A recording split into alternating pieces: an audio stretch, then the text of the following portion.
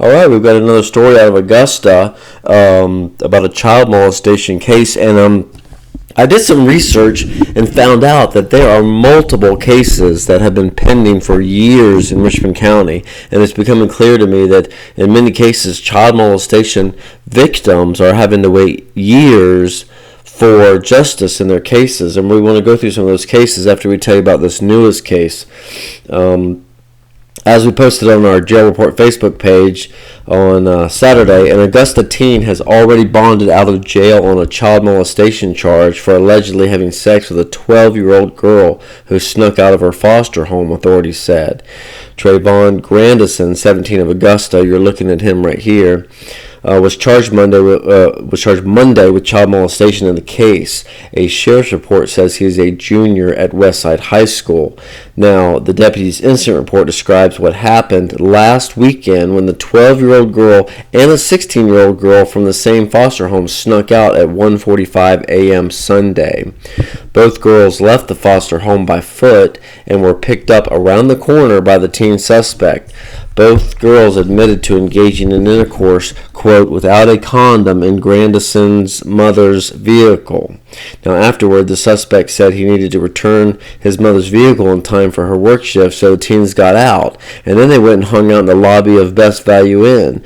Now, according to the girls, a 32-year-old Martinez man introduced himself and invited the girls up to his room, and they went. And that's where he made the moves on them, groping them and reaching inside one girl's shirt and rubbing the thigh and shoulder of the other. Now, we cannot find any record of this man who's named in the report, but we can't find any record that he's been arrested for that crime. But Grandison has been charged with child molestation in the case. But yeah, just like we talked about, some victims of child molestation in Richmond County frequently have to wait years for justice as attorneys and prosecutors drag out cases and postpone them while the suspects remain free, according to research by the Jail Report. Now, I wanted to go over a few examples of that just to give you an idea of some cases that years have passed and they continue to linger. And I don't know if you may have heard about some of these cases, but just some really sickening crimes that we don't know why they're not prioritized. This is Gary Brown. Now, September 22nd, 2018, he was accused of grabbing a 12-year-old girl at the Deansbridge Walmart. He grabbed the girl from behind, allegedly, spun her around, and then bent over the child, a report says. Brown allegedly picked the victim's leg off the floor, took her flip-flop off, and started kissing her foot. Now, the desperate 12-year-old girl could not move and tried to hit the man with a shopping cart, but he didn't stop until the girl's mother noticed what was happening and yelled at him to stop, according to the sheriff's report. Now, the suspect fled the store but was captured nearby and charged with child molestation. He was 29 at the time. Again, that case happened in the fall of 2018, and it is still pending to this day. No resolution in the court system. I'm not sure exactly why.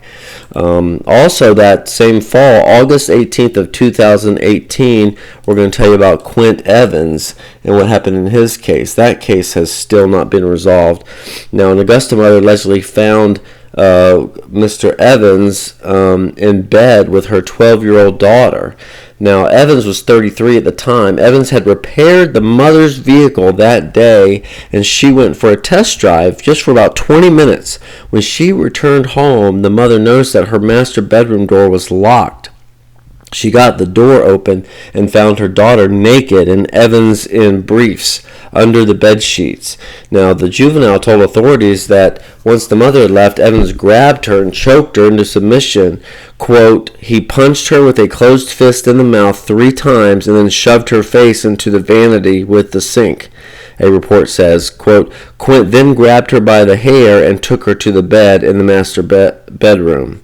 Of course, he was charged in that case, but it is still, to this day, despite approaching 3 years, still pending in the court system with no resolution.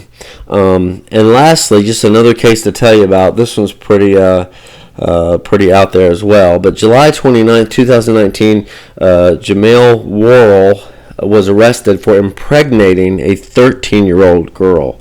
Now, this is an Augusta father and a husband. He was charged in 2019 with child molestation, non-aggravated. Now, the indication is that the actual sex happened in 2018. But anyway, he was 30 years old at the time he was arrested. A sheriff's report says Worrell had come over to the girl's house and dropped off a computer tablet for the 13-year-old girl, who he knew through family members. Now, the girl's mother took the tablet, got suspicious, took the tablet, and looked through the messages. Quote, she found several messages between the victim and the suspect discussing their sexual activity and their love, the report says. Also, the teen missed her menstrual cycle, leading her mother to suspect she was pregnant. So her parents took her for a pregnancy test, which came back positive. The girl told investigators that she and Worrell had sex. Now, we don't know why these cases are delayed. We know the pandemic caused some delay in jury trials, but these cases were old before COVID even came along. There is just no excuse, in our opinion, for making victims of child molestation wait for justice. And along with murder cases, these sick crimes should be prioritized. So tell us what you think. That's just a wrap up of some of the cases. And there are other cases that are pending. There are some that have been adjudicated, but many cases are pending. Tell us what you think in the comments section, and make sure to like and subscribe to the Jail Reports YouTube channel. And make sure to hit the notification button to get an alert when we post new content. That's it for now.